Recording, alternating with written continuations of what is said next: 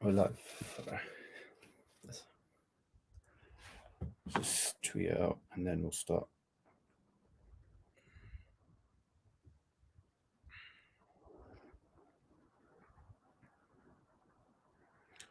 Bro, Naeem, you've been killing it on your account, by the way. Well done, man. Yeah, man. Good, but just You're proper killing it, bro. 700 save followers. that. Save it for when we have some ringside offices. Before you joined, we were on like 300 something, fam. Yeah. Like 700 now, bro. It's crazy. We'll go get thousands, tens of thousands. The guy's he's doubled our followers in like a matter of a couple months. When was my first appearance? It was like last year, wasn't it? Like in May. I remember it was after the Canelo fight.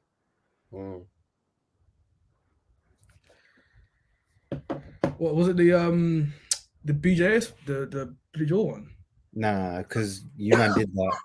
I remember the one we did. The first one I did was the Denzel Bentley fight versus Felix Cash. Damn, the BLM fight. Yeah, people lost in that fight, man. We lost bare points, fam. And only Lewis and like one other person got points because they're racist.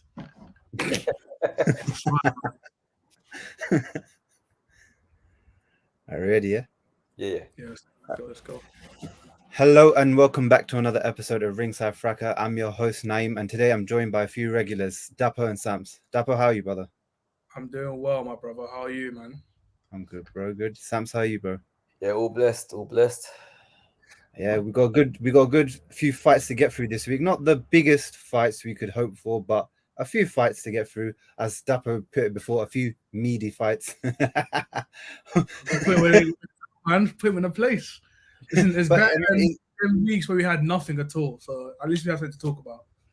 I mean, that's why the episode is called all according to the script. These are the fighters that were meant to win one, and it's all according to the script. And hopefully now these fighters that we're going to talk about move on to bigger and better fights. So let's get into some of these fights. Let's get into what I would class as the biggest fight, probably in terms of what's on stake and the level of the fighters. Sonny Edwards out in Dubai defending his IBF flyweight title against Muhammad Wasim. Dapo, did you catch that? How did you find it? I did catch it. First of all, I don't think those two should have been in there together. I think the difference in class was quite clear. I thought Edwards boxed beautifully. As much as it pains me to say, because whoever knows me knows how I feel about Sonny Edwards, isn't it? But I can't lie, I have to give the man his props. He boxes well. He's a good boxer, and he is one of the best in his division. I'm more interested in where he goes from here. I think we said on the last episode that we were expecting a Sonny Edwards UD win anyways.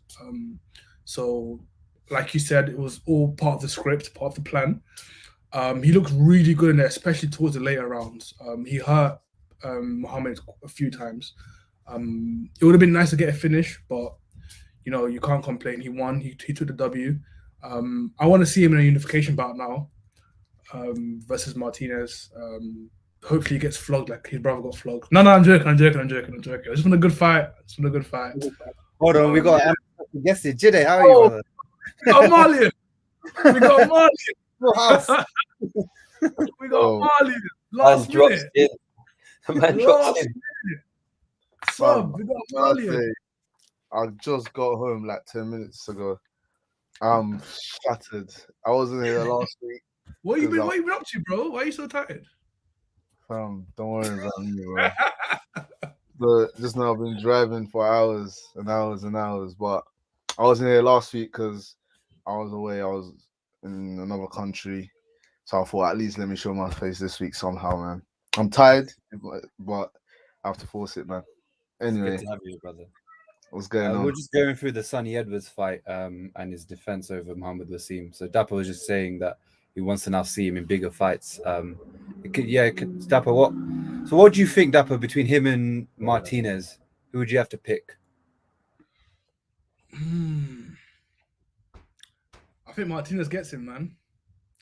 I think he's going there with the mindset of, listen, you flogged my brother. He's gonna try and do a thing, but no, I think I think it's gonna be a good scrap, but I don't know if Sonny Edwards is as good as he thinks he is.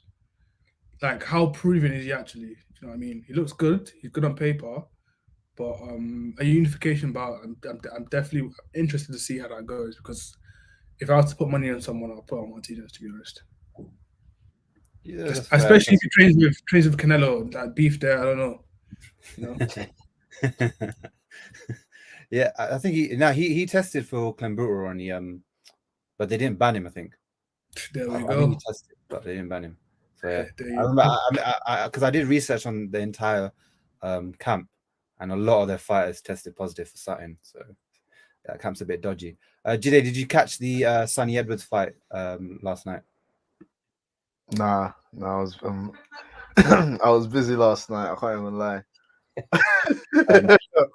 I was busy last night, so I didn't catch the fight. But I just want to say, obviously, I know Sonny Edwards. I'm gonna watch the fight, so see how it panned out. But again, in fighting Martinez, Sonny Edwards doesn't hit hard enough, bro. Got like 4 KOs.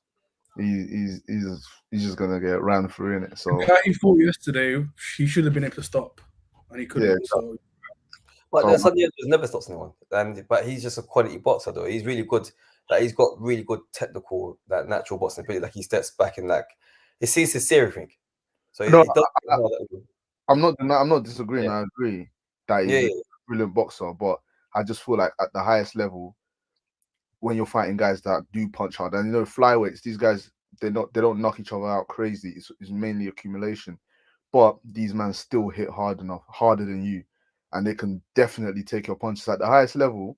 At that, when he's fighting the likes of Martinez, fighting the Japanese guy. I'm not here to say I'm some expert at the flyweight class, but in terms of the champions, like they can definitely take what Sonny dishes out.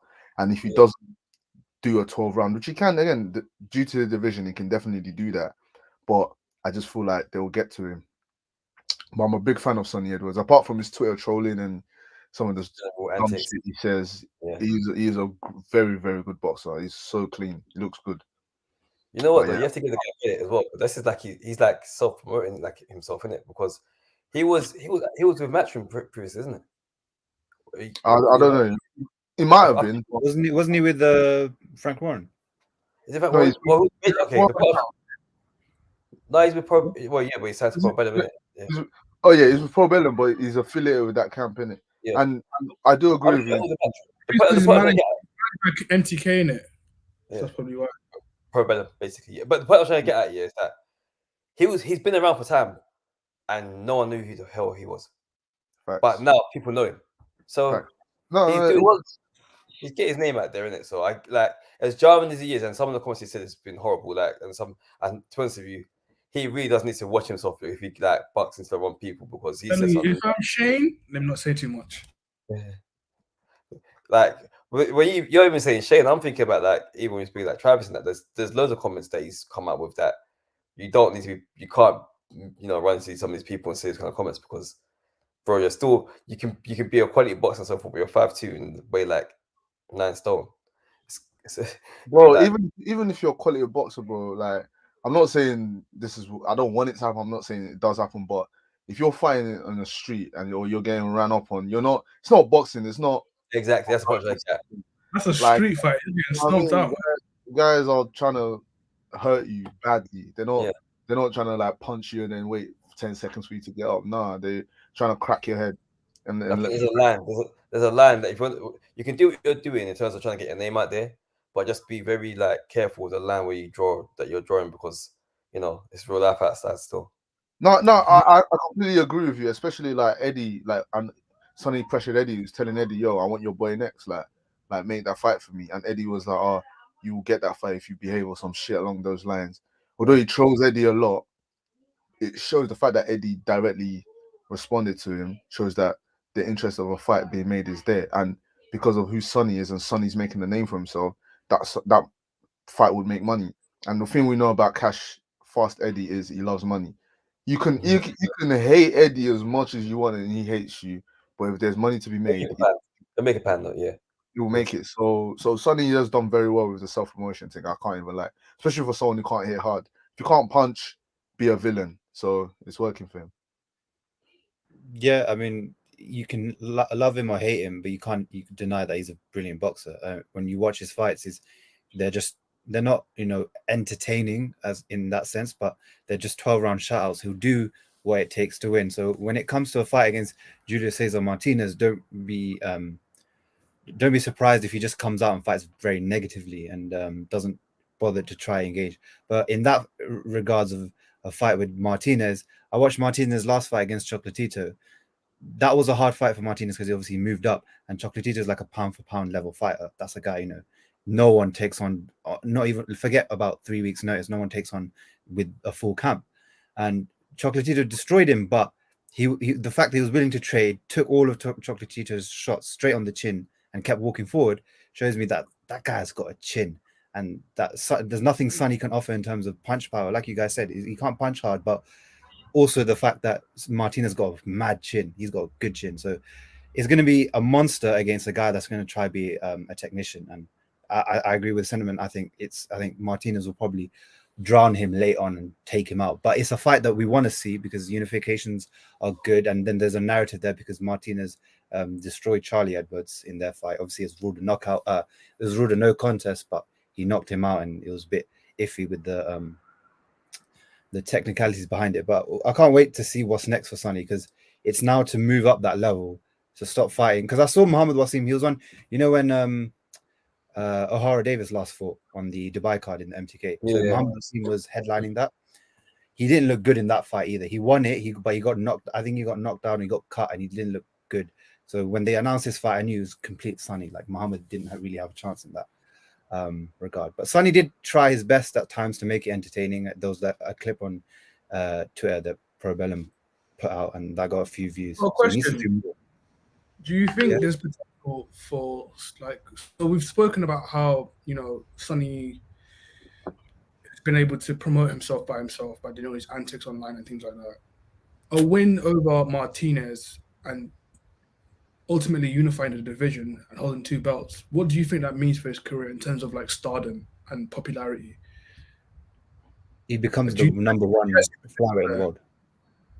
I don't know. It depends on the fight itself, because like how well the fight sells in the build up and everything. Like, people care about fights in general. By the way. Oh, sorry. I was gonna say no, they don't. Like, I can't lie to you. Like, I feel sorry for him. He's a flyweight. There's so much these guys can do. There's just no money there. These people don't care about the little guys. The average guy feels like he can punch up a flyweight. It's just what it is. Like, let's keep it real. The reason heavyweight makes so much peace is people see a bunch of giants, they feel like, damn, I can't take this guy, and then they see like knockouts, like crazy shit. The reason they love welterweights, they'll be like, oh, welterweights like me. If I looked after myself, is the average guy. If I looked after myself and maybe bowled down the weight between the welterweights and to middleweight, like those weight classes, that's what you see them. People feel like, oh, I can take this. Do you know what I mean? They see themselves in them. But what they see in flyweights, featherweights, and strawweights, and these man, they see. I'm not like, it's sad. It's wrong. I feel like they should get more shine. But man, them go to the average guy. Go to the average guy and say, do you think you can punch up Sonny Edwards? We'll tell you, put him in a can. We'll tell you, can grab him. Somebody's like 5'2", man. That's my little brother's height. You see? Okay, see? So now, you see what I mean? Like, it's crazy. Like, I feel sorry for the lighter weights. There's only so much they can do in terms of being popular. Chocolatito and HBO actually helped Chocolatito and that division by promoting him and making him pound for pound number 1 when no one knew about him and just said, this guy is pound for pound number 1, shoved him in our faces. I remember Mayweather and them lot were hating on him at that time and saying, who's this guy that they're trying to make the pound for pound or whatever. But it helped them in terms of promotion, and now the little mini series they have with each other, these men make money. But flyweight, Sonny's no Chocolatito. Like, Chocolatito, although he's a small guy, he knocks people out. He's like a mini bloody Joe Frazier. Like, do you know what I mean? He sticks it on people and he knocks you out. Like, so Sonny's not that. Do you know what I mean? There's only so much you can do as a guy who don't hit hard You can talk your game, talk your shit, but the entire division itself hasn't got the luster to make Sonny a huge star in the UK. It's literally genetics, and I feel for him. I feel for him. I feel for I won't all even of lie. I didn't even know who he was until a few months ago. you. See, I'll be so real. honestly, I feel for them guys, man. Just to add to Jide's point, you see that guy Dennis McCann that it's been promoted on BT Yeah, I know Sport. Dennis McCann. Yeah, he's like 21. He's got that a bit of a following behind him, innit? So Yeah, they put out, he does quite well, man. yeah, they put out a tweet like, "Oh, at this age, what other fighters been doing?" Yeah, you see how we all love Inoue. At 21, Inoue won the WBC light flyweight title. No one knew about that. Yeah. At 21, winning a world title, regardless of the weight, is still like a huge achievement. So it is true that those lighter weights, although they might be better in skill because they're quicker, they don't have as much power. Not many people are focused on those divisions. I mean, look at, like I said, Inoue. He's a 3-division champion. No, how many people know Inoue like that? Even though he's been up these divisions, knocking guys out. Not many people know about these lighter guys, and it's unfortunate in that sense because there's a lot of gems in there, like Chocolatito himself. He should be making way more money than he has now. Like he's a legend of the game, but it's just the weight he's in is there's not much money involved in it, and that's the sad truth about it, unfortunately. And we're going to move on to the next part of that card. Regis Prograis makes his return against Tyrone McKenna, getting a 6-round TKO. Dapo, did you catch that fight? Yeah, I did. I did catch that fight. Good fight. I think Prograis knocked him down in one of the earlier rounds. Can't remember, was it round 1? Knocked him down and then stopped him towards the end on round 6. It was a good fight, but I just want to see I want to see this guy's career move along now. Do you know what I mean? With reports of Taylor potentially moving up, there's some space there for him to cause some noise. Yeah, you could tell that them two. It was two different classes in the ring. And McKenna's one who was meant to fight O'Hara, isn't it, for the golden contract? Did they fight? Yeah, O'Hara won. Yeah, McKenna. I'm sure O'Hara beat him. O'Hara beat him. Yeah. I don't know how that fight got made. I don't quite get it. But Prograis, crazy, much better fight than him, and much that better. TKO 6 rounds. Yeah, it sounds about what like you said, sounds about right. It was literally about right. He didn't look like super amazing, but he just did what he had to do. Stopped him, literally. It looked like Prograis didn't look that great a shape to me, like in terms of coming to the weigh-in and stuff. Like he wasn't really, I don't think he looked amazing shape. No. I mean, guy was in Dubai. He wasn't fighting anyone that competitive. If we're being real, Tyrone McKenna's not. I mean, he's domestic level, but not even the top domestic level. Like he's like mid domestic level, and that's not Prograis. We know Prograis is a world champion level. He can get a world title easily. He could even beat Josh Taylor now, like if they fought. Like that's the level he's at. And my issue with Prograis, and I mentioned this in the last podcast, was he's not fighting top level guys. Like his last fight was Red Cash, and now it's McKenna. You look at Jose Ramirez. He lost his belt, so he didn't sulk around and fight these bums. He went and fought Jose Pedraza and got himself back in now for a WBC title shot. So he needs to start making those moves. I know he's a free agent and now he's signed with Probellum, but he needs to start making those moves so he can get his name back into the world title mix. Because there's a lot of guys coming in there. Teofimo's come in there. There's Jack Catterall now in the mix. Obviously, Jose Ramirez, Zepeda, Pedraza. So get one of those fights and watch his name go back into there. Because now a lot of people forgetting about him because his last big fight was that Taylor fight. And that was like, 3 years ago now? So he needs to get that. Was 2 years ago? Yeah, 3. Yeah, I think it's 2019. So 3 years. So like you need something in it. Like you need something to propel you back into the big leagues. We all know how fickle boxing fans are, man. If you don't make any noise, listen, boxing fans forget people so quick. Move on. So I have seen nothing like it. Boxing fans move on so quick. So yeah, man, you have to get things going. Jide, do you think Regis could win a world title again? Yeah, I think he can. The belts will fracture and will give him an opportunity. Again, I didn't get to watch the fight because I was busy, doing important things. But Prograis.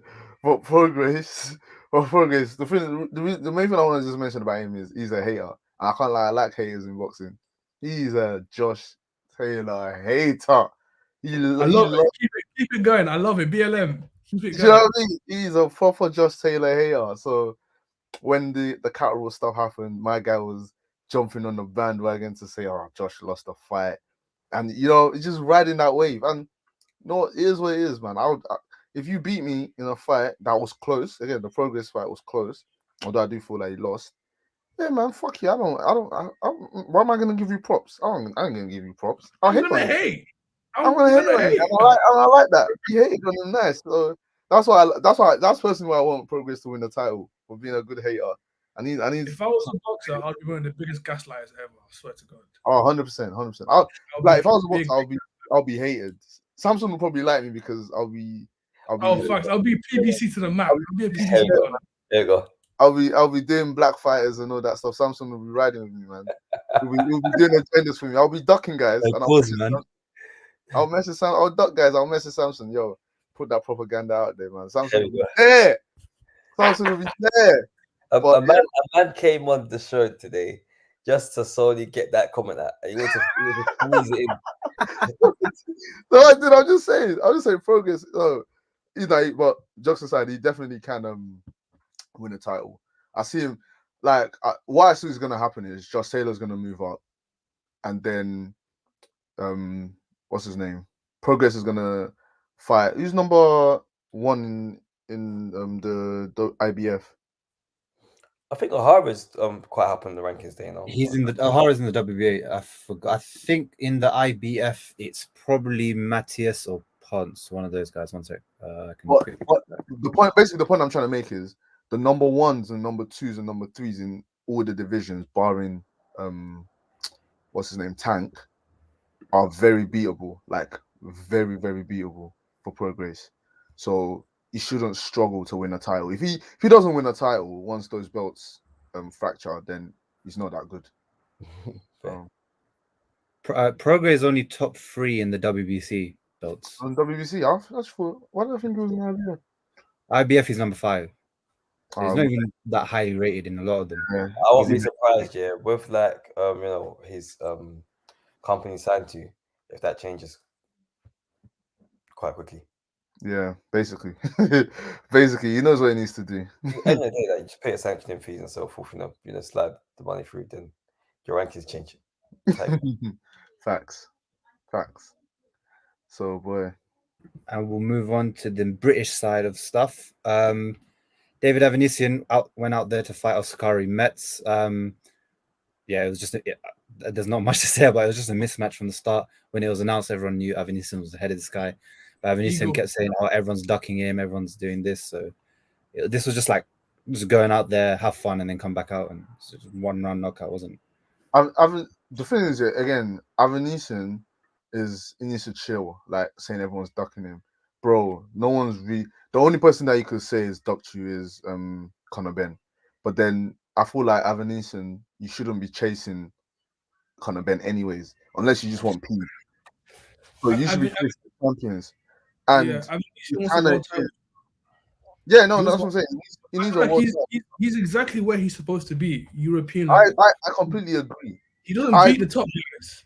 There we go. But he's been chasing. He wants those fights. For example, Frank Warren came out and said Virgil Ortiz didn't want no smoke with him or some shit like that. Yeah, and I can't lie to you. Virgil Ortiz punches up Avanesyan. He punches him up. Boots punches him up. I want them to take this fight. I want them to take the Avanesyan fight. But that's a stepping stone. Brilliant fight. But the issue is, he's gonna want peace for those fights. Frank Warren isn't gonna send him out there for the cheap. So, but they're gonna want to fight him on the cheap. So that fight's not being made. That's literally what's stopping that fight being made. If he's gonna fight Conor Benn now, he knows he can punch up Conor Benn. So he's more than happy to take cheap money for Conor Benn because he knows after he punches up Benn, grows massively. Do you know what I mean? So that is the issue for Avanesyan. So I feel like he's just in such an awkward position where he doesn't bring anything to these prospects, and the champions are busy. Unless Crawford picks him out and says, "Fuck it, let me fight you on a voluntary tip." No chance. So I don't know. I don't know what. I honestly, I don't know what you can do. I actually don't know. He's in that who needs him club, man. It's a myth. Yeah. The thing about the Ortiz stuff is like in Ortiz, you know, when he fought Kavaliauskas knocked out Avanesyan. So for Ortiz, it's like, why would I fight a guy that got knocked out by one of my the opponents that I knocked out in quick fashion? It's like I don't gain nothing from it, and Avanesyan's not that big of a name particularly. So Avanesyan's biggest win was probably Sean Port. Wasn't no, not Sean. It was Mosley. That was it. Yeah, Mosley, and that's it. Yeah. He didn't really capitalize on that. So Just Taylor. Not the Josh Kelly, sorry. yeah, Josh Kelly, and yeah, that's it. So I thought after the Kelly fight, he will start getting more fights because it was a big fight at the time, but he didn't really do much. If I was him after the Kelly fight, I'm signing with Matchroom. Yeah. Or I'm being a free agent, then joining Pro Bellum. Him running to Frank Ron was just insanity. I don't know who advised him. I don't know what Frank offered him, but it's just insane. You're signing to a guy who has no clout at 147. He has no horse in the race. And his main ally, Bob Arum, also has no horse in the race. So now the guys that have all the clout, PBC, like you're not fucking with them. And then there's Golden Boy, who has the other hot prospect. So why are you signing with Frank Warren? And you can't say because you feel you're not a British fighter, so you don't need to sign with a British promoter. I don't know. Don't forget, he's actually bounced around. He has. Bounced out Eddie, boxer, and so he's just going for the quickest, biggest bag. Exactly, and probably that is what he's doing. And again, nothing wrong with that, but he's just not gonna get that with these guys now, unless a champion decides to do him a favor again, which is not gonna happen. Yeah, I can't even lie. Free agent for him would have made sense, in my opinion. Yeah, just basically get yourself out to those fights that they want, and a lot of people would take him because he's a big name and because he has the European title. But yeah, it's a long road for him, and we'll see what 2022 has in store for him. On the undercard, Hamza Shiraz made his middleweight debut against Jez Smith and got the knockout in the second round. I'll just start this off. He looked good in that. He looked much better at middleweight. He looked bigger, filled out, and his power still remained the same. He didn't have to go through any of that nonsense that Bradley Skeet was doing on the floor. He just knocked him out straight away, and then just Jez didn't offer that much resistance, and it was one of those ones. It's a good fight to start you in, and I think he should be having at least three to four more fights this year at middleweight, just getting used to the weight, beating up the guys, getting through it, and then getting your name up the rankings. And I think this is the weight he should now make a proper title campaign at. If he looked much better. Dapo, did you catch that fight?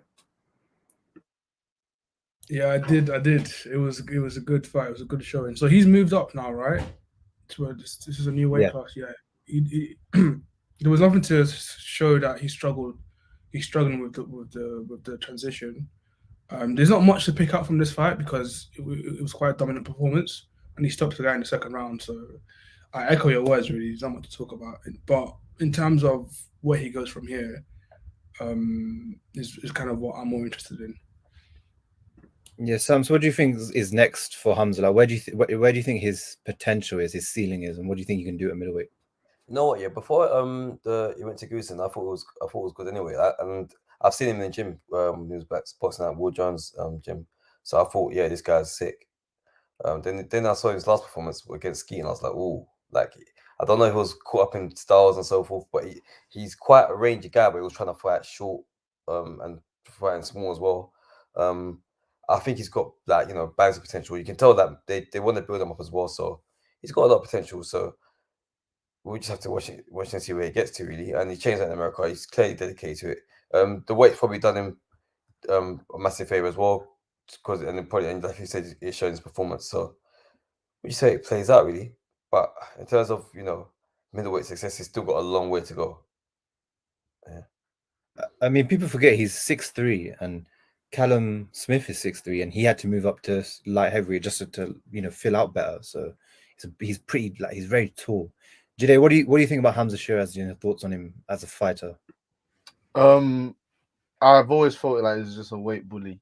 Can't lie to you, being that big for that weight. Again, nothing wrong with it. If you can do it, mate, take your advantages. Like Tommy Earns, the reason why he was able to fight at welterweight for that period is because he was like 21, 22. So he was able to be, your metabolism is mad like crazy. So he was able to boil down to welterweight. But by the time he reached like 24, he couldn't make the weight anymore. He had to move up. But the good thing about back in those days is them guys fought each other crazy, innit? So you couldn't really do that build up shit. You just, if you're there, you have to fight, man. So yeah, Hamza moving up. I feel like it's better for him as well because we'll fight. Although the guys are bigger, they're also a bit slower, and I feel like it'll be able to use his dimensions better. I do like him as a fighter, but I do think he has a lot to work on. So yeah, Hamza, I have to keep showing. He has to just keep showing me more, man. And hopefully he hasn't got the Khan chin. You know what I mean? Your boy, he hasn't got the glass cannon. You know what I mean? So we posted that video of. Oh, was it us that posted this video? Or we reacted to the video of Khan fighting what's his name? Garcia, my boy. Oh my god. Listen, if Khan had a good chin, he would be so elite, bro. If Khan had a good chin. Oh my god. If Khan had a good chin, it would be a top 3 greatest British fighters ever. Bro. I think he might be that story anyway. You think it's still top 3? I think it's quite high. It must be high up in that list. Like, high, but top 3. Like number 1, everyone knows is Lennox Lewis. Yeah. But number 2, Joe Brooks basically gets put him now. I knew you got to come back to that. Him now, fam. So he's the number 1 welterweight in the UK. No, it's peak because obviously you have Calzaghe, you have to respect him. Then people like Froch, although Froch was limited, he's done a lot with how limited he is. I feel like in terms of success, and like commercial, like success as well. Yeah, commercial success, but even when you forget, Khan was still a 2-time world champion, and he went to America, and like he was big. So was Carl Frampton. Like we're not calling him top 3. Carl Frampton was not big in America, but he was a 2-time champion. But he was big. I'm saying that as in Khan was a household name, Olympic medalist. Like I think give the guy his flowers, man. No, I'm always give up top 3 is hard. I'm saying. But I'm thinking if he had a chin, it won't be questionable because he went just gonna get flogged, man. So it's a bit. Yeah. He got flogged in America, man. I can't even lie. Bare America's flogged. He actually did go out there and do his thing. Can't lie. Yeah. Hey, Khan's my boy, man. Look at his face. You didn't say a word for all of that. I'm still trying to figure out how we segue to Khan. Let's move on before the. If Khan had a chin, I would have a will to live. Yeah. All right. So let's move on to the next fight. The last fight of the big fight, or big relative, of this week was Edgar Berlanga getting a UD over Steve Rolls. Did any of you guys catch that fight? And what you think? I didn't catch this one still. You're gonna have to spearhead this one. Okay. It wasn't a big fight, so I didn't expect it. I was knocking people out like first round for time, innit? Yeah. And then he started struggling. He actually puts one that can punch back. I've seen the comments. He's been getting slayed. Yeah. No, rightfully so, though. Rightfully so. All right. Okay. Shit. So the thing is, so the way Edgar started, his whole hype was because he was just knocking guys out in the first round. They weren't getting out the first round with him. What people didn't account for was the guys he were fighting wasn't really that good.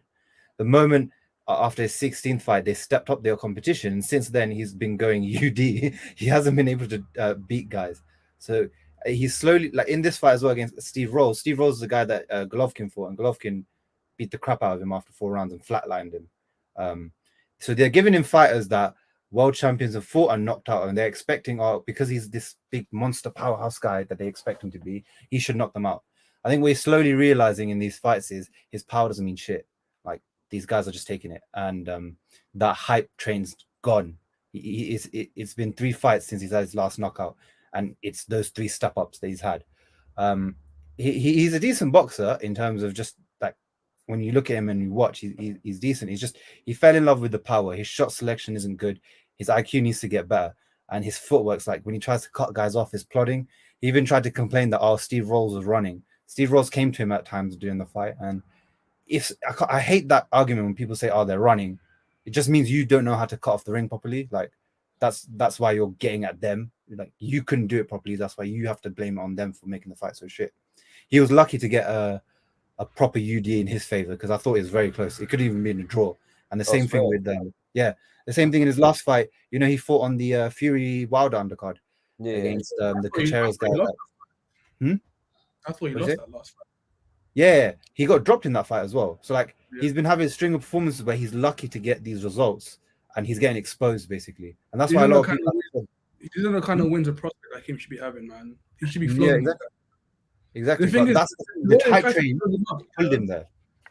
They've tried to build him up as a monster. I remember one fight, he knocked the guy out in one round, and then his coach made him do push-ups in the middle of the ring because of mistakes he made in one round. So they tried to like build him up as this like Terminator kind of guy, and it's just looking crazy. Also, what I also think is it must be so crazy, yeah, as you know, if you're a fighter and you have power and you fall in love with your power, like you're stopping guys, and then they put someone in front of you where your power just doesn't work. That must be crazy. That must be a crazy feeling. Like nothing is working. I'm throwing my biggest punches. Get back to boxing and actually try to set up. It's just long. Like that's crazy. Nah, but that's it's a well-known thing with punchers. Like the reason why punchers don't do well after they lose is just because of that. And also when punchers are in fights where they can't stop the guy, they tend to lose because when you're used to sparring or fights just laying guys out, it's such a different feeling to see resistance and nothing works. Like we even saw it recently with Daniel Dubois. Bro was laying everyone out. He came up against a guy whose chin is made out of fucking vibranium. His chin is made out of, you know, you leave Eba out in days and it's rock hard now. That's what his chin is made out. He didn't know what to do. And again, our boy, like Wilder, lays everyone out. Remember saying, you need 12 rounds to be perfect. I just need 1 second, which was facts until we met one fat gypsy. So these guys, like these punchers, it's peak for them if they can't hurt these guys. Like they don't adjust well. Didn't Stavern take him to the distance in the first fight? Yeah, I think he did, didn't he? Yeah, he Yeah. did. I hear your point. Same with Berlanga, but the thing with Berlanga was because he's been on Top Rank and he's Puerto Rican, so they want that Miguel Cotto type hype back, where they want a Puerto Rican boxer who's like selling pay-per-views and stuff. So that's why they sort of pushed him, and I think they're pushing him a bit too much now because they're giving him guys who arguably should have wins over him. So for him, it's just go back to the drawing board and completely change everything because your power doesn't mean shit. These guys like Steve Rolls, all he took was one left hook from Triple G or one hook to the temple and he was out like a light. So if you can't knock that guy out, it's hard to knock out the top level guys, especially at super middleweight. So for him, I don't see what's next for him unless it's a step down, if anything, because he's just going to lose. They keep stepping up, he's just going to lose, and I don't really see what you can do. Jide, what do you think about Edgar as a fighter? I'm not gonna try and cap, like I don't really know too much about him about as a fighter. Sam? Yeah, just what I've caught of him so far, like it's looking that he's looking like a bit of a fud, isn't it? Like people have gone up there, gassed on him. They tried to do the whole like. No, this guy was gassed, bro. His story's not that complicated. He was knocking guys out like round one, literally. They were building up to be this Terminator guy, and now he's just got resistance down. He's just looking funny in the light. That's literally it. I mean, another Puerto Rican on the card. I don't know if you guys heard him, Zabna Zayas. He's like 19. He's a proper contender for guys to watch out for because his footwork, his timing, everything, his boxing at 19 looks good, and he's I think 12 or 13-0. So he's a guy that everyone should be. He actually stole the show on the internet. If you actually looked, people actually impressed more with him than with Berlanga. So everyone should watch out for him. Just got one comment. Someone had Fatty Boy FC. I don't know who this is. Did you guys watch Paddy last night? I think he's referenced about the UFC. Did anyone catch the UFC or anything? I did. I watched the whole card. It was a good card. But what I will say is, I was gonna come in here and give this guy his flowers, but then Naeem notified me that this Paddy guy is racist. So what I will say is that hopefully he's gonna get flogged soon. Yeah, apparently he's racist, man. That's what the word is on the street. He looks like Jay from In Betweeners.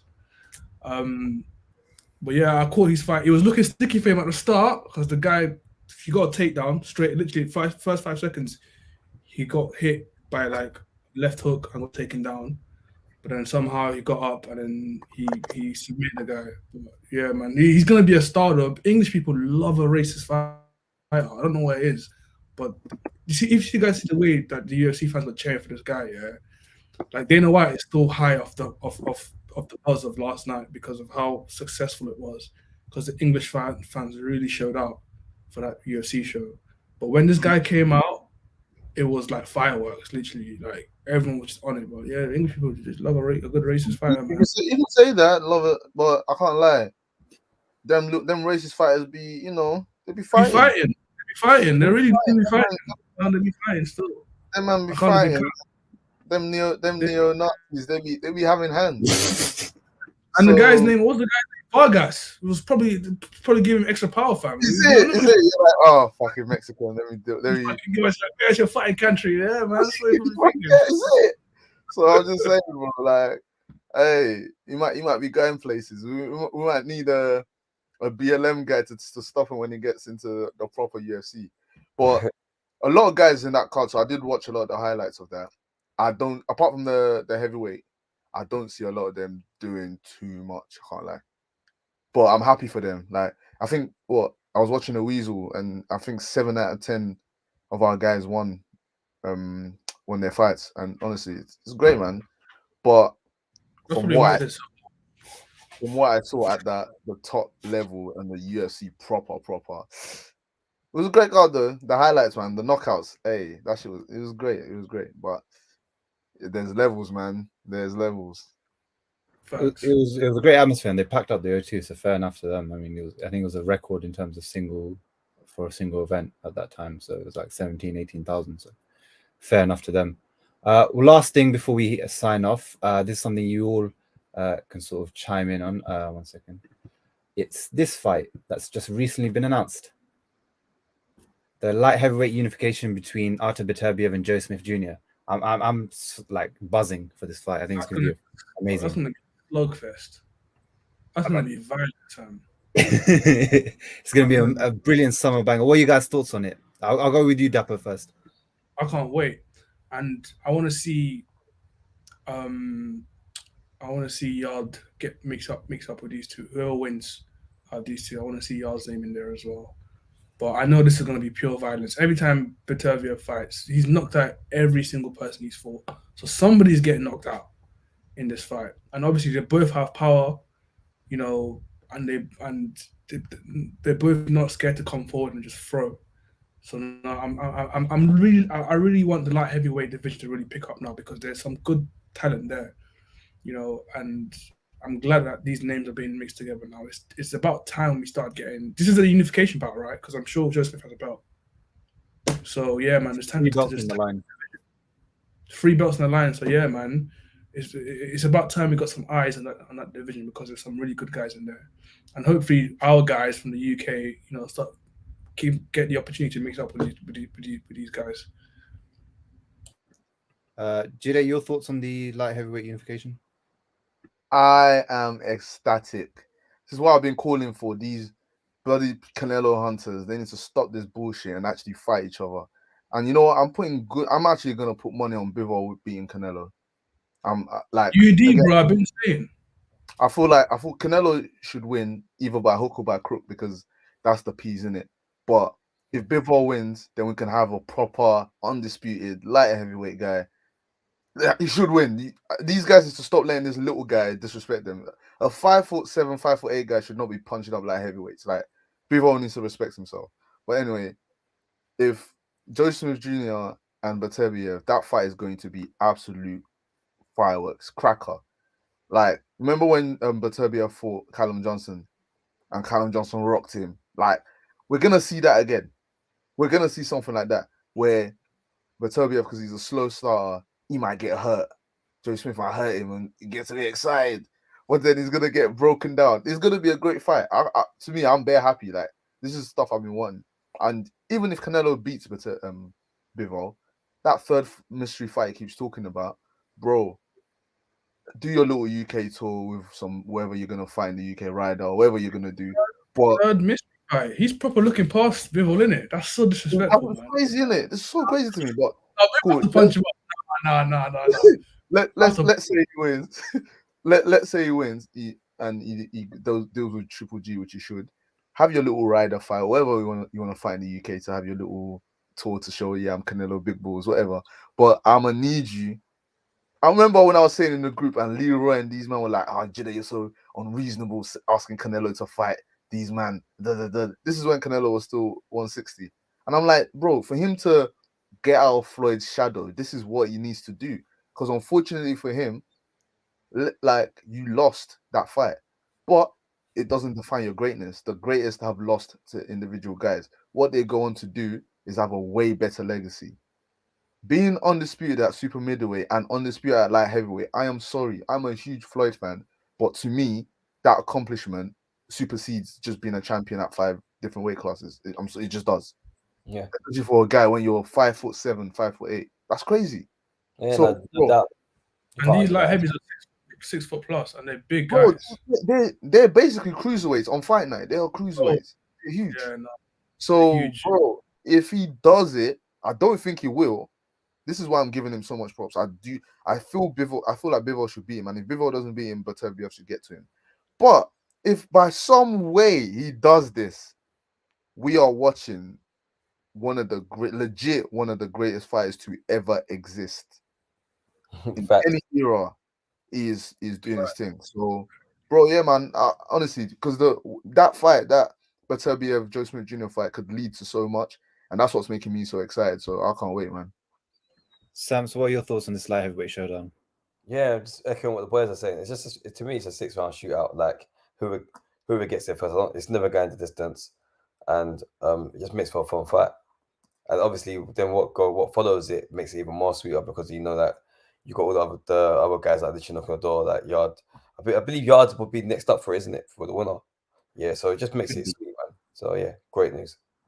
Yeah, I mean, yeah, like you guys said, I'm excited for this fight. It's like it's a shootout. But I think that I'll say it now. I think the winner is going to be the guy, the only world champion with 100% knockout ratio. It's going to be Beterbiev. It's mad that guy's power it just drops people who break them down. The way he broke down Marcus Brown in the last fight, I think it's just going to happen again. Where Joe didn't even look that great in his last fight. You know, the what was the guy's name? Jeff Rard fight. So he was trying to box. So if he tries to box with Beterbiev, he'll get smoked. If he tries to go in a shootout with him, there's a chance he could win, but he'll probably still get smoked.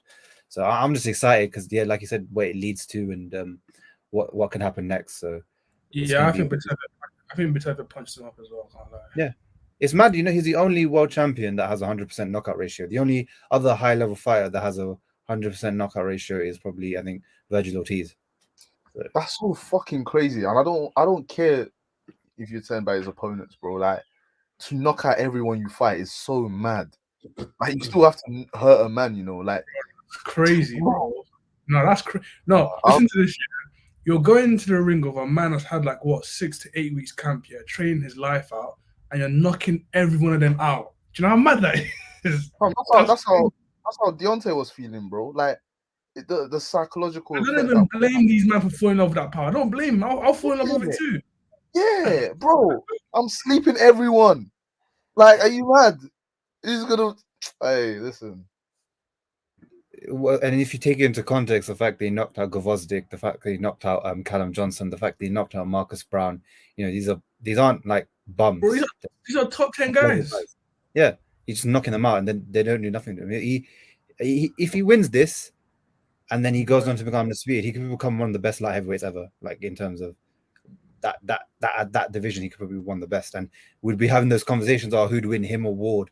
Who'd win, him or Kovalev? I think he beat Kovalev. I don't think he beat him in the amateurs, so I think he'd beat him again in the pros. So it'd be one of those conversations. I think I swear he lost to Usyk, but he dropped Usyk. So that's how strong he is. Like, he's knocking knocking down guys who are heavyweights. So it's amazing to watch. I've always been a backer of his Muslim, come on, and the fact that he's just 100% knockout ratio, you can't replicate. It's hard to replicate that, especially at a championship level. So I feel like he's an idiot. He's not Cuban, so I don't know why some of these guys stay amateur for so long. Yeah, like, why? It's so dumb, bro. You're like 38 now. If he turned pro when he should have turned pro, bro, we would have had him. Maybe he would have fought Ward. He would have fought all these guys. And Ward, like, again, I'm not saying he beats Ward before people think I'm hating on Ward, but people say Ward got out of the time, and he kind of did. He got out the light heavyweight scene at the right time because he didn't want to do the undisputed fight with Stevenson, and the person that was next up was Batavia. So it's like literally between a rock and a hard place. I would have rather do the Undisputed with Stevenson, win that fight, and then sail into the sunset. But if he chilled for much longer, Batavia, a fresher Batavia would have got to him. It was a bit long. So again, I'm not saying he did that on purpose and that was his Sounds thinking. like it to me, but Bro, you know. Lero's gonna cook in the chat, boy. Fam, Leroy, that one that is still defending eye patch. Don't worry about him, man.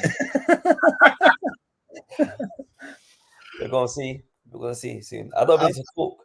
Don't need to talk. Hey, I feel like if Batavia would help. Errol loses to you guys, yeah, Sam, you're gonna get. Oh, Because it's not guys. If he loses to you guys, I will take off annual leave so I can do pod still every day. cooking. Just cooking Samson. I can't wait. I can't wait to it because once that fight comes, and goes, all of this. Oh yeah, Crawford looks good now. Talk dies away, and it's that's who Errol Spence is. And then we're back where we started, and the fight gets made. And like I said, and I'm saying, I said on Twitter the other day. I'm saying it again on the pod. I'm taking all bets. All bets. You name the bet, it's fine. I'm taking it. When is that fight? Let me check. I think it's like April something. April 16th. 16th, so it's coming up Sam's soon. got it memorized, fam. Sam's got it tattooed on his arm, fam. April 16th. He's got in his calendar. It's a big waterweight unification bout. How would you not know? What's the other guy? Good. What's the other guy? What's the other guy doing? Jide? Come on. Respond, man. I don't need to respond about anything. Like, we know what it is. To be fair, though, There's no. I don't need to respond. Spence hates the narrative out there. He's rattled by it because we use that like some random guy, some random boxer has not really done much. Must have basically said, yeah, Spence is ducking Crawford. Bro got heated and started saying, oh, you ain't done nothing with your career. Before, he never used to respond to guys, but he's responding to guys. He's responding to everyone. The reason why is because he's feeling the pressure. He's feeling the heat. He knows the narrative. The narrative out there is he ducked Crawford. I'm sorry. And to be fair, Crawford is coming off a stoppage win over. Listen, my boy Bud, is chilling. My boy Crawford is chilling. The reason he's not tweeting, he's not saying much, is because, like I said, the narrative out there is Spence ducked homeboy. Or maybe he came out his door at top rank. Has now looked around and realized that maybe my everyone. Spence is a lawyer. Spence is a top lawyer, man. No, it's not even a lawyer. It's just what it is. It's a fact, bro. Spence is rattled. Spence came out and said, because again they keep asking. I don't think Spence is worried about the guy who can't get himself a deal. Oh no. Shall I say why he's worried? Because he said it out of his own mouth. I promise you, we're gonna fight once I get the other belt. He said it. He's like, because he knows that there's nowhere to run. He has to fight him. Or maybe he has to fight him. One guy is clearly cleaning up the division. Oh no! Because when we wanted the fight, when we actually wanted the fight to happen, he was talking about go get a belt. You're in this side. You're in this side of the street. Your hands. And now the guy who's on that side are too big. You look like Pernell Whitaker too much. He was making all these weird excuses. The guy was switching it too much. He was Spence the was guy, making weird excuses. On the street, Spence was making the guy on the other side of the street is now currently in the middle of the street with all headlights. And listen, but you know what I love? He doesn't need it because he can do what he wants because your boy has to fight him. He has to fight him. And if he doesn't, you know, the way you like to say AJ's career will be stained if he doesn't fight all that. It'll be 10 times worse for your boy. Not 1 time. It'll be 10 times. And this is not me. It's like if Floyd never fought Pacquiao, he can try and say it would have been hell. The debates would have been disgusting. I'm sorry. We all know this as Floyd fans, and we didn't want that to happen. So your boy. Spencer said it. It's done. Yeah, that's what I'm saying. So I'm more than happy. So eye patch hopefully beats you guys. Hopefully eye patch does the job. If eye patch loses to you guys, we're more likely to get the Crawford fight. You would love that. But anyway, like I keep saying, what I loved is I wanted eye patch to fight Bud in their prime when Bud was 33, not when he's going to be 37 when he fights. Oh, is this a preliminary excuse I'm hearing? No, it's not. Listen, it's true though. Like the older you are, the older you are, the slower you are. Your reflex is dull. But Oh, I yeah, trust yeah, Bud. I that- trust Bud. I trust Bud because he's an elite fighter. I feel like he will have ways to mitigate that. Plus, Eye Patch has his bad eye, so maybe the bad eye versus I'll wait for the 16th. the aging Crawford. So that's what we're gonna see. Eye Patch versus No, but we ain't seen that eye effect in the ring yet, though. So that's Oh, you wishful guys, thinking. you guys will test it. We'll see Yeah. if Eye Patch eyes do funny business and start moving bare He's funny. really then calling him eye patch. That's crazy. You know what's funny? I don't need to Wait, talk because after the 16th, we're gonna go on the pod. And I'm gonna say what's his name? And you're gonna say Errol Spence. Man down. Hey, listen, Errol. I'll call him. Listen, I used to be an Errol Spence. I used to be a big Errol Spence fan. So Errol, if you or the PBC guys are watching this, Eye Patch is a joke, and we want the sponsorship. So you know, if you need me to do propaganda for you, message me. We can do business. And there's our preview for Errol Spence versus Ugas. Do you not think Ugas will be one of his tougher opponents? I think he will be. I think he'll be like a Yeah. Brook. It's underrated fight. It's like, to be fair, people know that Ugas is not, is not a joke guy. You solid competitor, way better than like anything else out there. So Spencer just keeps doing it. Gets into fight after fight. Who's Top Spence's names. best win so far? Top names. Probably Porter Yeah. and then Brook Yeah. and then Garcia, because Garcia wasn't a champion at the time. So What I'm saying is one fighter. Who do you is guys going in those there, fighters? fighting. I think he's probably number one now. who? Errol? No, you guys, in terms of those fighters that you just Yeah, named. I think it's around Brook. Brook is still, in my opinion, Yeah, the best win. his best Yeah. friend because he fought him. Although Brook came off a loss, it was still It was a champion. it was a champion, and Spence was going to the guy's back garden. It was I don't know if it was an underdog or it was even. It was underdog. It was underdog. See, so it was underdog. Like, in the UK was because of the UK betting market. Yeah, so that's his best win, and it's a great win. It's one of the best wins it's better than any win my guy's got. My boy Bud's got. So Yeah, fair enough. And yeah, that's our preview for Spence Ugas in April 16th. Can't wait to dig into that one as well. So, and that's it. Does anyone else want to add anything for today? No.